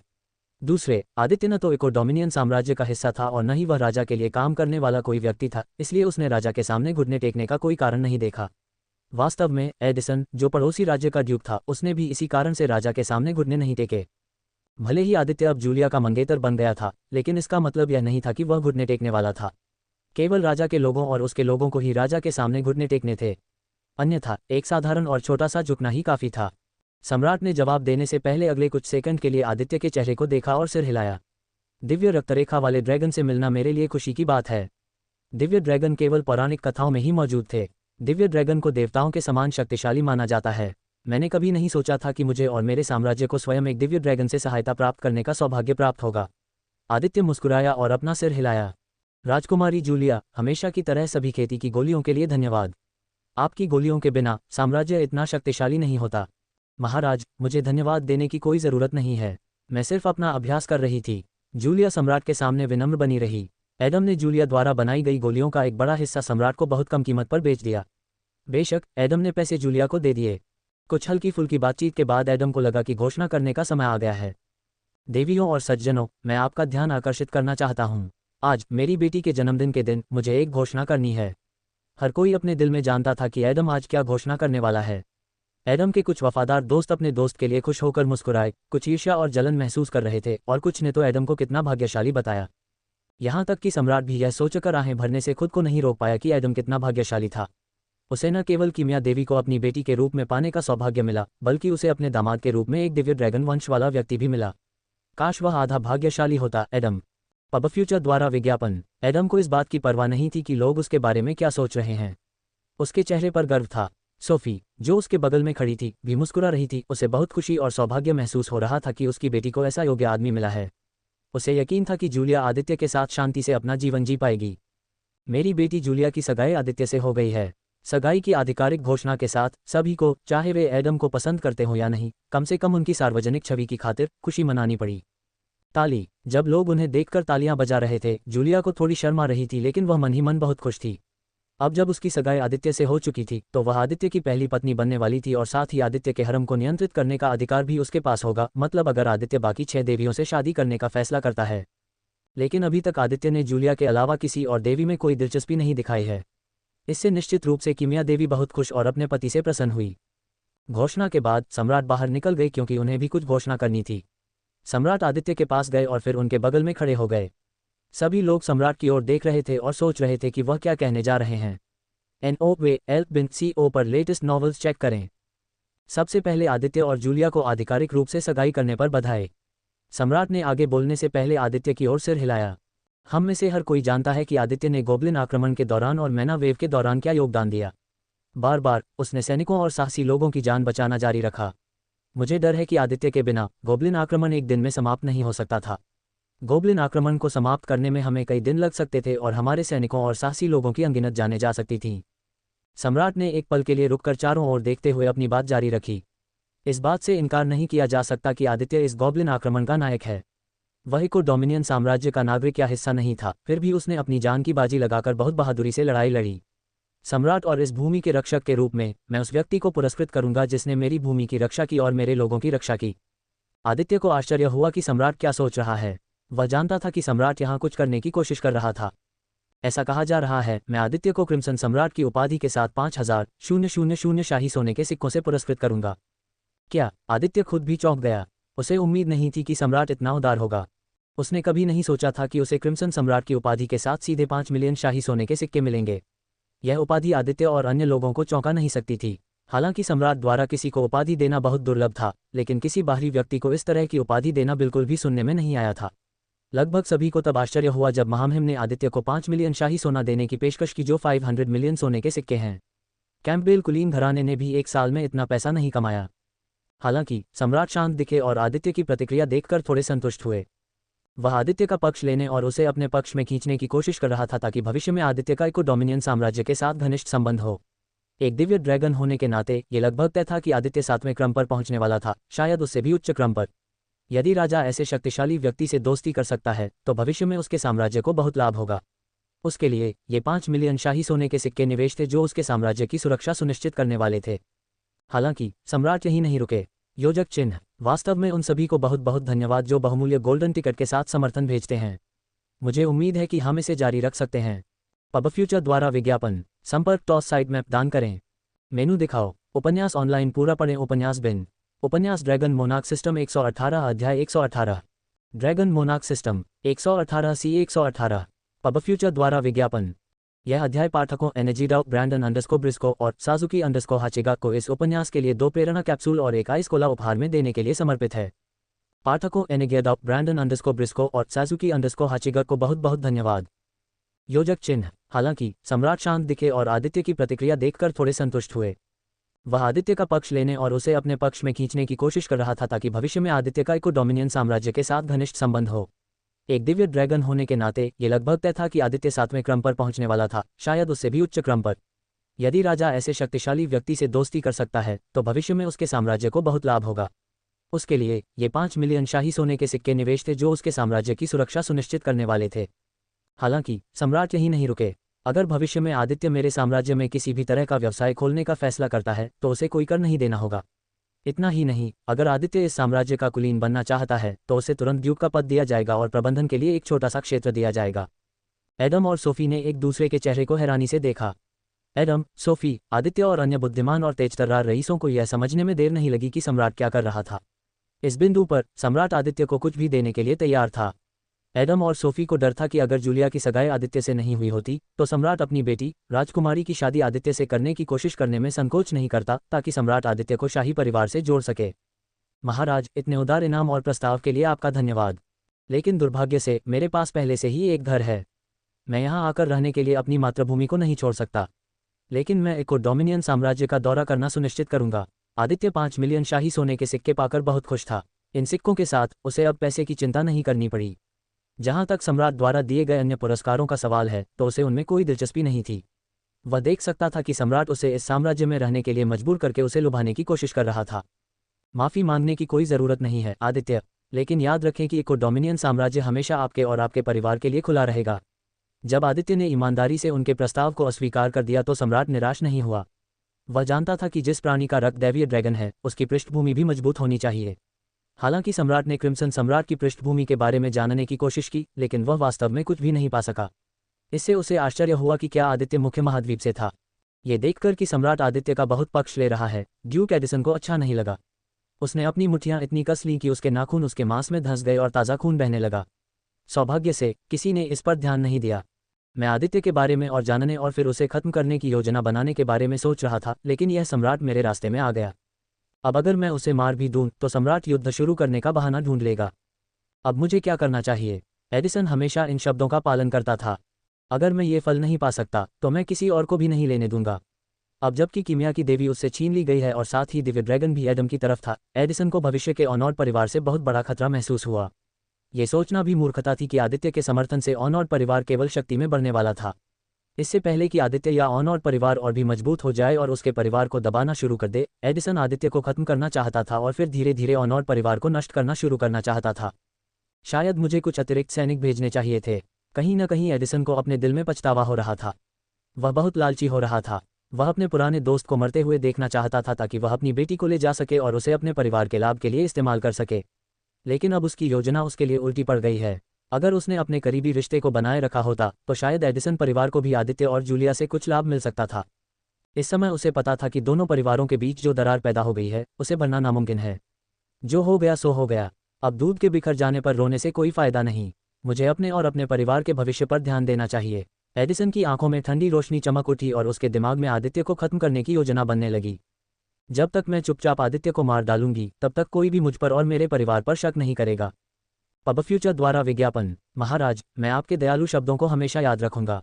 भले ही आदित्य का वंश दैवीय था, लेकिन उसने खुद को सत्ता में नहीं खोया। वह अभी भी बड़ों के प्रति सम्मानजनक और विनम्र था। उसने सत्ता को अपने चरित्र को बदलने नहीं दिया। पार्टी चलती रही। एक एक करके सभी मेहमान जूलिया और आदित्य के पास आए और उन्हें बधाई देते हुए जूलिया को महंगे उपहार दिए। एडम ने इस पार्टी में सैकड़ों से ज्यादा मेहमानों को आमंत्रित किया था। जन्मदिन मुबारक लेडी जूलिया। लूसियन ने आदित्य की ओर देखा जो जूलिया के बगल में खड़ा था। क्या तुम लड़ना चाहते हो? आदित्य ने मुस्कुराते हुए पूछा। लूसियन ने उदास मुस्कान बिखेरी और अपना सिर हिलाया। हम सभी जानते हैं कि अगर मैं आपसे लड़ूंगा तो मैं खुद को अपमानित करूंगा। इतना कहने के बाद मैं अपना आभार भी व्यक्त करना चाहूंगा और अपने व्यवहार के लिए माफी भी मांगूंगा। लूसियन ने आदित्य के सामने झुककर माफी मांगी। वह उस दिन आदित्य के साथ किए गए अनादर के लिए उसे माफी मांग रहा था। तुमने मेरी जान बचाई। मैं इस ऋण को हमेशा अपने दिल में याद रखूंगा। अगर भविष्य में तुम्हें कभी किसी चीज़ की ज़रूरत होगी, जब तक मैं अपनी शक्तियों से उसे हासिल कर सकता हूं, मैं उसे तुम्हारे लिए हासिल करने की पूरी कोशिश करूंगा। लूसियन को जाते देख जूलिया आगे झुकी और आदित्य के दाहिने कान में फुसफुसाया। वह बदल गया है। मुझे नहीं पता कि क्या हुआ, लेकिन लूसियन बिल्कुल अलग व्यक्ति की तरह दिखता है। यहाँ तक कि वह मुझे जिस तरह से देखता है वह भी बदल गया है। यहाँ तक कि आदित्य को भी यकीन नहीं है कि लूसियन का व्यक्तित्व कैसे या क्यों बदल गया है। शायद इसका आदित्य द्वारा पीक 4 ऑर्डर गॉब्लिन से उसकी जान बचाने से कुछ लेना देना है। किसी भी तरह से ये लूसियन के लिए एक अच्छी बात थी। राजकुमारी जूलिया, सगाई होने पर बधाई। आवाज़ सुनकर आदित्य के माथे पर तुरंत बल पड़ गए। जूलिया, वह है। ओह, वह ड्यूक एडिसन है। एडिसन ने ठंडी मुस्कान के साथ आदित्य की ओर देखा, जैसे सांप अपने शिकार को घूर रहा हो। लेकिन उसे क्या पता था कि जिस शिकार को वह कमजोर भेड़ समझ रहा था वह असल में एक भेष में छिपा हुआ ड्रैगन है। तो आपसे मिलकर अच्छा लगा। दोनों ने हाथ मिलाया। ड्यूक एडिसन के चले जाने के बाद आदित्य उसकी पीठ की ओर देखता रहा। उनके बीच हुई छोटी सी बातचीत में आदित्य को इस आदमी की एकमात्र भावना हत्या की नीयत की लगी। यह आदमी निश्चित रूप से मेरे या ऑनॉर्ड परिवार के खिलाफ कुछ योजना बनाने जा रहा है। करीब 3.5 घंटे बाद एक एक करके सभी मेहमान विदा होने लगे। पार्टी खत्म होने वाली थी। सबके मन में अलग अलग तरह के विचार थे, लेकिन एक बात जो सभी के मन में थी वह ये कि सभी लोग ऑनॉर्ड परिवार के बारे में सोच रहे थे। यहाँ तक कि सम्राट को भी सिरदर्द होने लगा था, क्योंकि उन्हें पता था कि आदित्य और जूलिया के समर्थन से ऑनॉर्ड परिवार उनसे भी ज़्यादा ताकतवर हो सकता है और शाही परिवार से भी ज़्यादा प्रभावशाली हो सकता है। लेकिन फिर एडम के चरित्र को जानते हुए भी सम्राट को इस बात का डर नहीं था कि एडम अपनी शक्तियों का इस्तेमाल करके राजगद्दी पर कब्जा करने वाला है। आखिरी मेहमान को विदा करने के बाद एडम और सोफी ने एक दूसरे की तरफ देखा और राहत की सांस ली। सौभाग्य से इस आयोजन में कुछ भी गलत नहीं हुआ। सब कुछ ठीक ठाक रहा। बस इतना था कि रईसों से निपटने के बाद सोफी और एडम दोनों मानसिक रूप से थक गए थे। जूलिया और आदित्य कहाँ हैं? एडम ने पूछा जब वह उन्हें लिविंग रूम में कहीं नहीं पा सका। अब तक लिटिल जैक भी सो चुका था। उन्हें अकेला छोड़ दो। चलो बस थोड़ा सो जाओ। मैं पहले से ही बहुत थका हुआ महसूस कर रहा हूँ। एडम ने ये जानकर आह भरी कि उसकी पत्नी सही कह रही थी। उसे उस जोड़े को उनकी अपनी दुनिया में अकेला छोड़ देना चाहिए। पब फ्यूचर द्वारा विज्ञापन। योजक चिन्ह। योजक चिन्ह। आदित्य, तुमने मुझे कहाँ से खरीदा है? जूलिया ने अभी अपनी आंखें बंद कर ली हैं। आंखें बंद करते समय अपनी तीव्र इंद्रियों के कारण वह महसूस कर सकती है कि आदित्य उसे कहीं बाहर ले गया है। हवा थोड़ी ठंडी थी, लेकिन इतनी ठंडी नहीं कि जूलिया या आदित्य को प्रभावित कर सके। अब तुम अपनी आंखें खोल सकती हो। जब जूलिया ने अपनी आंखें खोली तो वह खुद को बादलों के ठीक ऊपर पाकर दंग रह गई। अर्धचंद्राकार चांद की रोशनी बादलों पर पड़ रही थी, जिससे उसे ऐसा लग रहा था जैसे वे किसी परिलोक में आ गई हों। उसने उम्मीद नहीं की थी कि बादलों के ऊपर की रात इतनी खूबसूरत और आश्चर्यजनक होगी। अभी जूलिया के गाल शराब पीने से थोड़े गुलाबी हो गए थे। आदित्य ने भी कुछ गिलास शराब पी ली थी, हालांकि वह शराब या शराब को हाथ लगाना बिल्कुल पसंद नहीं करता था, क्योंकि पिछले आदित्य ने शराब से जुड़ी कुछ बुरी और दर्दनाक यादें छोड़ दी थीं। लेकिन मेहमानों का मनोरंजन करने के लिए दोनों को कुछ गिलास शराब पीनी पड़ी। तुम्हें पता है कि मैं अपने जन्मदिन का इंतजार कर रही थी। जूलिया को जन्मदिन के उपहार देने वाले सभी लोगों में से देवी उत्सुकता से इस बात का इंतजार कर रही थी कि उसे उस आदमी से किस तरह का उपहार मिलेगा जिसने उसका दिल चुरा लिया था। लेकिन पूरे दिन के दौरान देवी को बहुत निराशा हुई, उसे कोई उपहार नहीं मिला। राजकुमारी, तुम्हें पहले ही सैकड़ों उपहार मिल चुके हैं। यहाँ तक कि सम्राट ने भी तुम्हें 4 सितारा कलाकृति उपहार में दी है। तुम्हें मेरे उपहार की क्या ज़रूरत है? आदित्य ने चिढ़ाते हुए पूछा। ये राजकुमारी आपके उपहार या किसी और चीज़ का इंतजार नहीं कर रही थी। मुझे आपके उपहार की ज़रूरत नहीं है। नागभान सिकोड़ने के बाद राजकुमारी ने दूसरी ओर देखा, जो स्पष्ट रूप से आदित्य के प्रति अपने गुस्से और असंतोष को व्यक्त कर रही थी। हाँ, तुम्हें पता है कि मुझे तुम्हें उपहार देने में कोई आपत्ति नहीं है। उसकी बातें सुनकर राजकुमारी की आंखें चमक उठीं और उसने आदित्य की ओर देखा। उसने अपनी चमकती आंखों में उत्साह को छिपाने की कोशिश भी नहीं की। बेशक, मैं तुम्हें एक यादगार तोहफा तभी दूंगा जब तुम मुझे आज रात अपने साथ सोने दोगे। बेशर्म आदमी की बातें सुनकर कुंवारी देवी का चेहरा तुरंत लाल हो गया। आदित्य को यकीन नहीं हुआ कि उसका चेहरा शर्मिंदगी से लाल था या गुस्से से। मैं समझ गया, तो यही तो तुम शुरू से चाहते थे।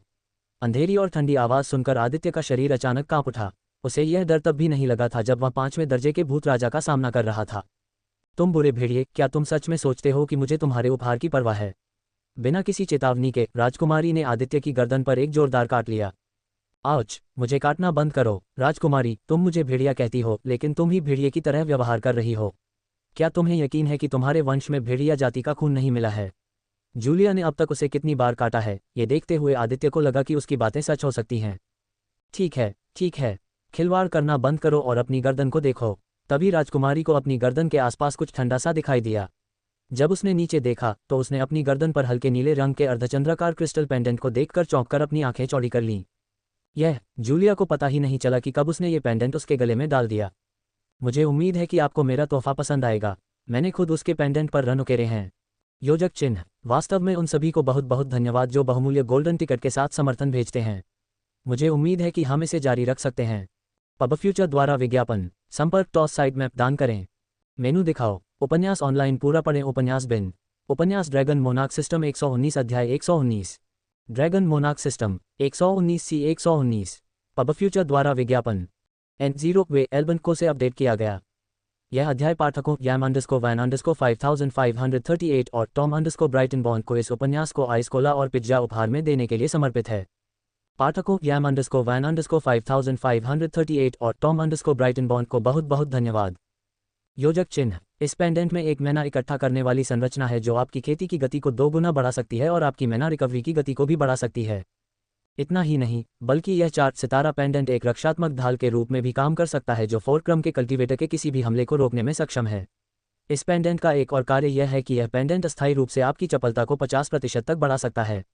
मैं पेंडेंट पर और अधिक रून जोड़ना चाहता था, लेकिन मेरे वर्तमान कौशल मुझे सीमित करते हैं। जब मैं 4 सितारा रून मंत्र बनाना सीखूंगा तो मैं आपको कुछ और भी खास बनाऊंगा। जूलिया ने अपनी बाहें उसके गले में कसकर लपेट लीं। यह उसके द्वारा अब तक प्राप्त सबसे अच्छे उपहारों में से एक है। यह उपहार इसलिए खास नहीं था क्योंकि यह 4 सितारा कलाकृति थी। उसके लिए यह इसलिए खास था क्योंकि आदित्य ने इसे उनकी सगाई की रात को दिया था। धन्यवाद आदित्य, मैं इस उपहार को हमेशा संजो कर रखूंगी। जूलिया के चेहरे पर एक बहुत ही खुशी भरी मुस्कान खिल उठी। ये देखकर आदित्य खुद को उसके पास जाने से रोक नहीं सका। उसके सिर को हिलते हुए देखकर देवी ने अपने चेहरे पर पड़ रही अर्धचंद्राकार चांदनी के नीचे अपना लाल चेहरा दिखाया। उसने भी धीरे धीरे अपना चेहरा हिलाया। कुछ ही सेकंड में दोनों के चेहरे एक दूसरे से सिर्फ कुछ इंच की दूरी पर थे। दोनों एक दूसरे की गर्म सांसों को महसूस कर सकते थे। जब उनके होंठ सिर्फ 2 इंच की दूरी पर थे तो दोनों ने एक दूसरे की आंखों में देखा। उन लाल और बैंगनी आंखों में अंतहीन भावनाएं समाहित थीं। इस नज़दीकी दूरी से दोनों एक दूसरे के शरीर की खुशबू को महसूस कर सकते थे। इस समय जब उत्तरी हवा बह रही थी तो उनके दिल की धड़कनें एक दूसरे के साथ तालमेल में थीं। अर्धचंद्राकार चांद की शांतिपूर्ण रात के नीचे बादलों के ऊपर जो जोड़ों के लिए एक कंबल की तरह काम कर रहे थे, उन्हें बाकी दुनिया से ढंक रहे थे, उनके दोनों होंठ आखिरकार छू गए। जब आदित्य के होंठ उसके गुलाबी होंठों से धीरे से चिपके तो देवी का शरीर हल्का सा कांप उठा और उसे लगा कि उसके शरीर में बिजली का एक झटका सा दौड़ गया है। इस समय न तो देवी और न ही सम्राट इस नई तरह की अनुभूति और उनके दिलों में पैदा हुई भावना को समझ पा रहे थे। दोनों के दिल बहुत तेजी से धड़क रहे थे, मानो दोनों इस पल एक ही व्यक्ति बन गए हों। जब उनके होंठ आपस में टकराए तो उन्हें कुछ नया अनुभव हुआ। ड्रैगन सम्राट को एक तरह की उत्तेजना महसूस हुई जिसे शब्दों में बयां नहीं किया जा सकता। वह उत्साहित था और इस नर्म, गर्म और मीठी अनुभूति का आदी भी था। वह इसका और स्वाद लेना चाहता था। जब ठंडी हवा ने उन्हें छुआ तो ड्रैगन सम्राट ने अपनी पतली और मुलायम कमर को कसकर अपनी बाहों में जकड़ लिया। बिना किसी हिचकिचाहट के आदित्य ने धीरे से उसके होठों को काट लिया, जिससे देवी, जो मरते हुए द्वीप महाद्वीप की सबसे खूबसूरत महिला के रूप में जानी जाती थी, थोड़ा कराह उठी। मम्मा। कुछ सेकंड तक आदित्य उसके होठों को धीरे धीरे काटता रहा। हर बीतते सेकंड के साथ देवी को लगा कि उसका शरीर तेजी से गर्म हो रहा है, हालांकि ठंडी हवाएं धीरे धीरे उनके शरीर पर पड़ रही थीं। उसकी सांसें उखड़ रही थीं। अंत में अब और सहन न कर पाने के कारण देवी ने अपना मुंह खोला। आदित्य ने मौका पाकर जल्दी से उसके मुंह में प्रवेश किया। जैसे ही उसकी जीभ उसके मुंह में पहुंची, एक बार फिर कुंवारी देवी, जिसने पहले कभी किसी को चूमा तक नहीं था, थोड़ा कांप उठी। उसने अपने सारे बंधन तोड़ दिए और उस आदमी को गले लगा लिया जिसने उसका पहला चुंबन लिया था। जूलिया का कोमल शरीर उसके शरीर से सटा हुआ था और आदित्य ने अपना पहला चुंबन जारी रखा।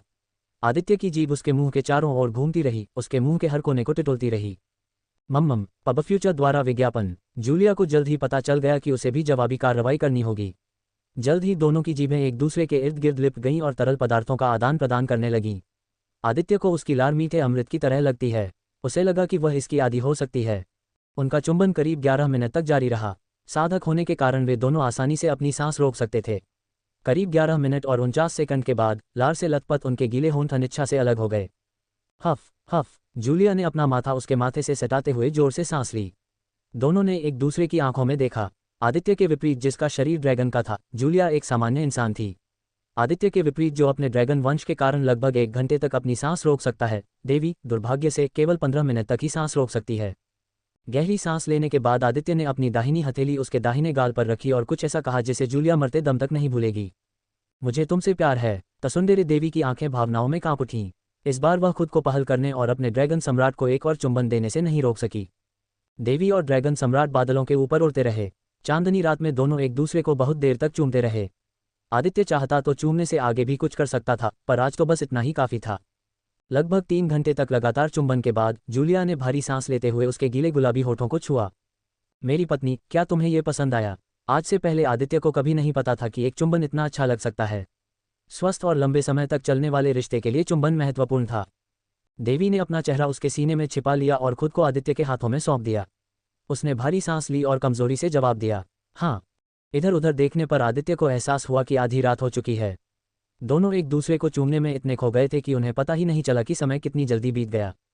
क्या हम वापस चलें? जूलिया ने कमजोरी से अपना सिर हिलाया। दोनों महल की ओर उड़ चले। आदित्य बगीचे में उतरा, फिर वह जूलिया को उठाकर उसके बेडरूम तक ले गया। आदित्य जितना जूलिया के साथ सोना चाहता था, उसने आज रात खुद को रोक लिया। Good night Julia. योजक चिन्ह, योजक चिन्ह। अगले दिन पूरा परिवार बहुत देर से उठा।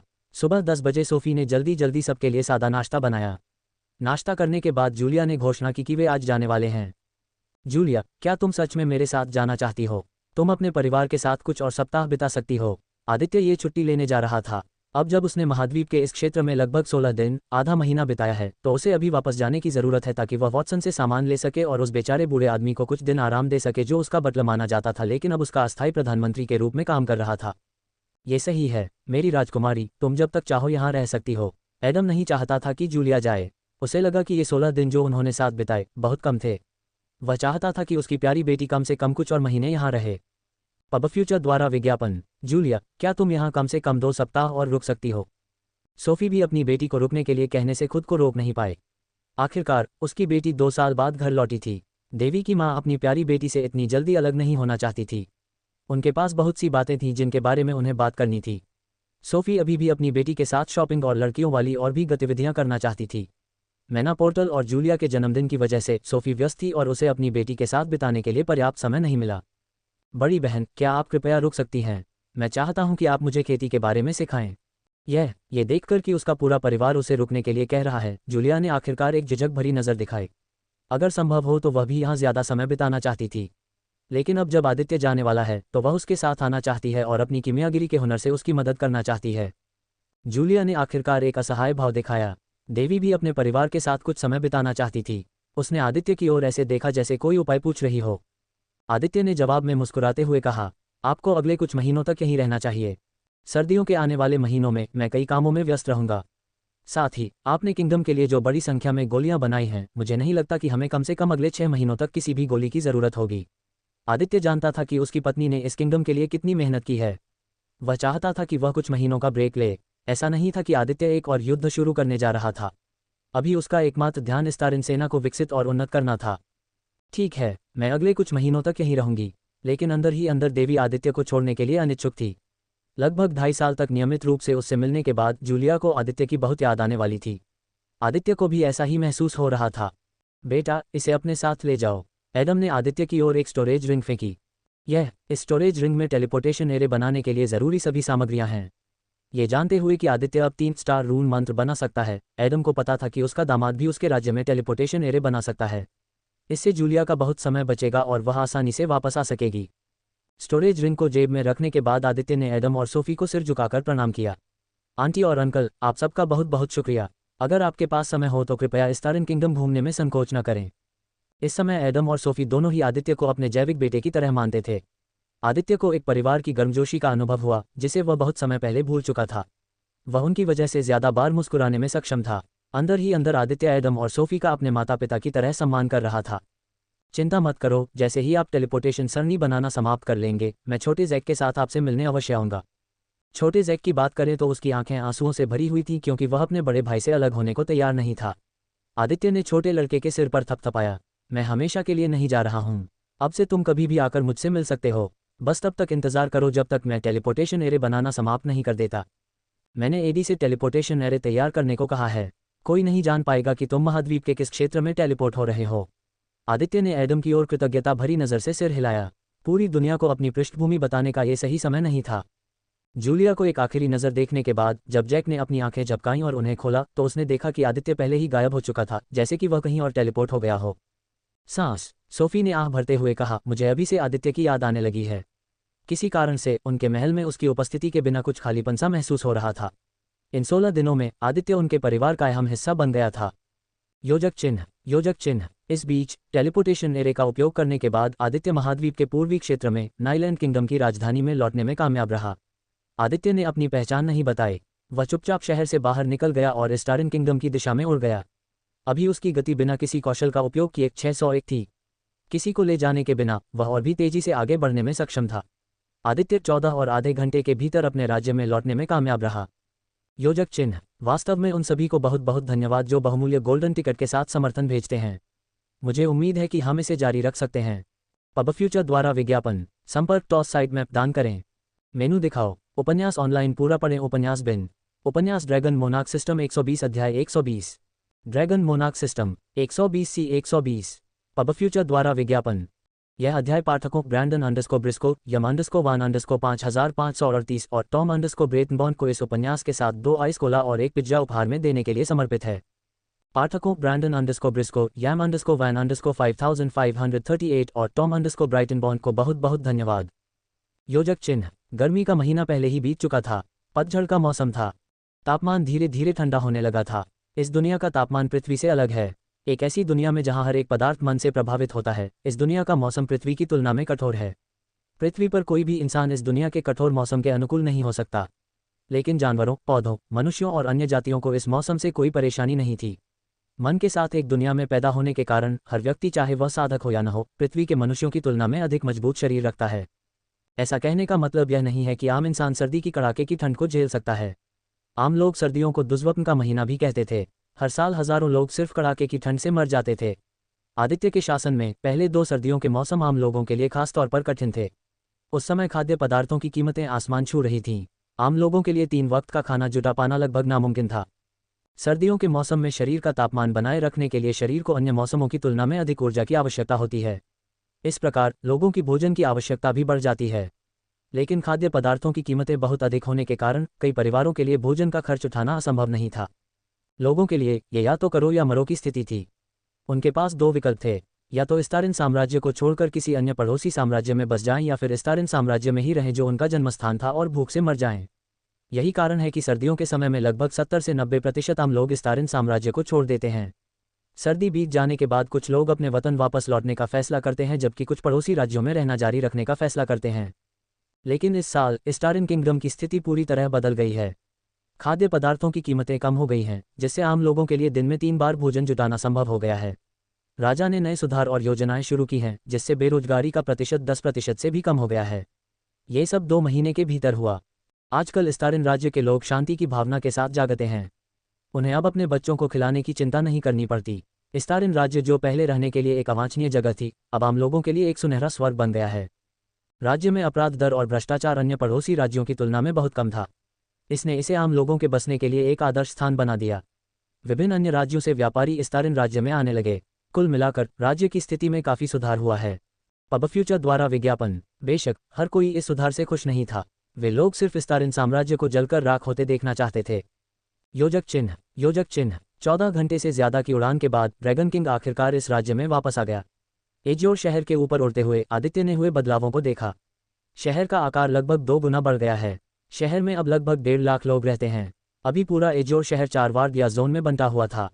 उन्हें पूर्वी जोन, उत्तरी जोन, दक्षिणी जोन और पश्चिमी जोन के नाम से जाना जाता था। राजा का महल, सेना का प्रशिक्षण मैदान और दूसरे महत्वपूर्ण कार्यालय शहर के केंद्र में बनाए गए थे।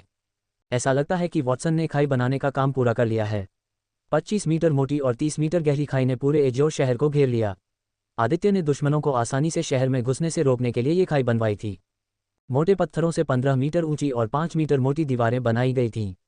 दीवारें इतनी मजबूत थीं कि वे दूसरे दर्जे के किसानों और कम दर्जे के घेराबंदी हथियारों के हमलों का सामना कर सकती थीं, जिनका इस्तेमाल लगभग सभी पड़ोसी राज्यों द्वारा किया जाता था। पूरे शहर में 2500 से ज्यादा सैनिक सक्रिय रूप से गश्त कर रहे थे, जबकि 2500 से ज्यादा सैनिक शहर की दीवारों की रखवाली कर रहे थे। एजियोर शहर में 4 बड़े दरवाजे थे, हर दरवाजा एक वार्ड या जोन में स्थित था। मैं शहर में कुछ शक्तिशाली साहसी लोगों की उपस्थिति महसूस कर सकता हूँ। तीसरे क्रम को तोड़ने और अपने वंश को दिव्य रैंक तक विकसित करने के बाद आदित्य की इंद्रियों में लगभग 10 गुना सुधार हुआ है।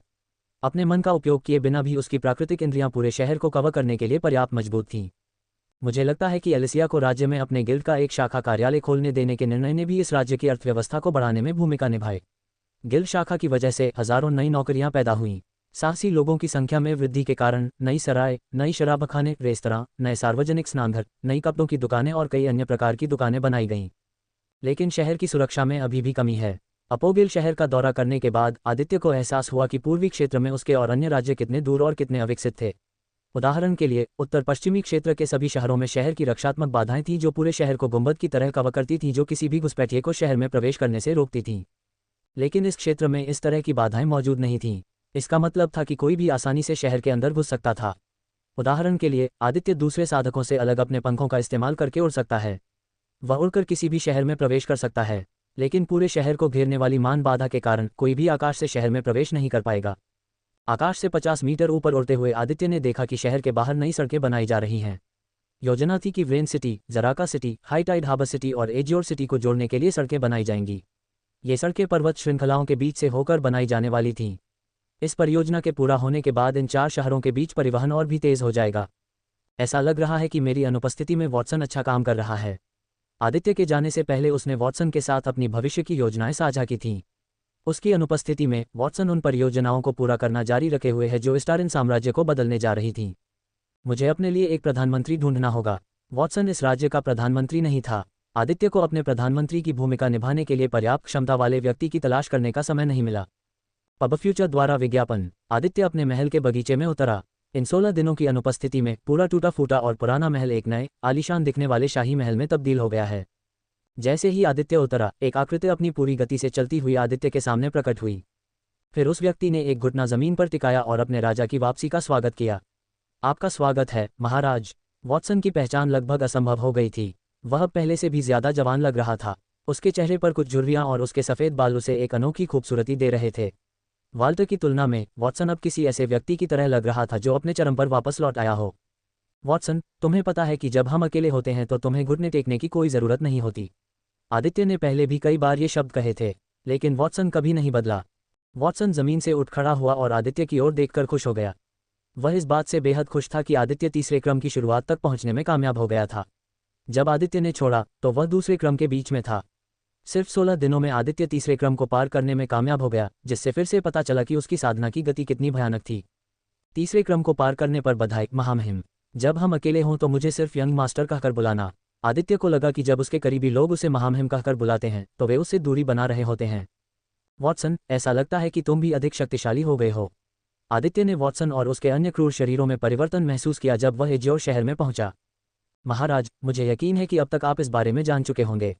मैं ड्रैगन में विकसित होने में कामयाब हो गया हूँ। वॉटसन आदित्य का ड्रैगनियन था।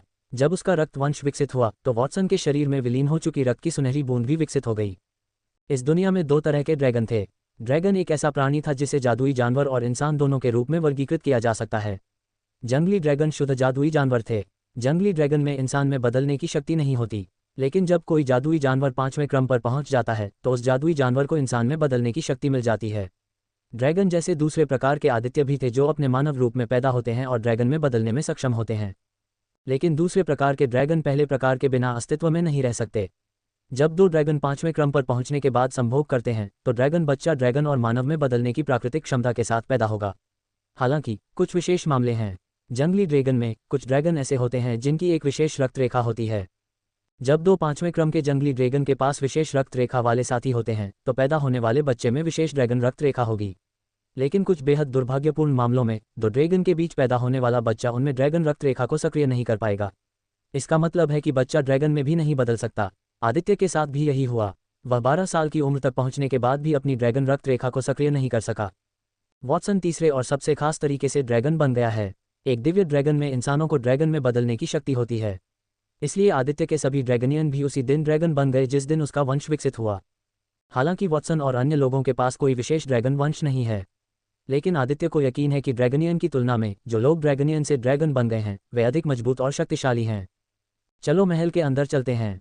मुझे बताओ कि मेरी अनुपस्थिति में क्या क्या हुआ। वॉटसन ने आदित्य का पीछा करना शुरू किया।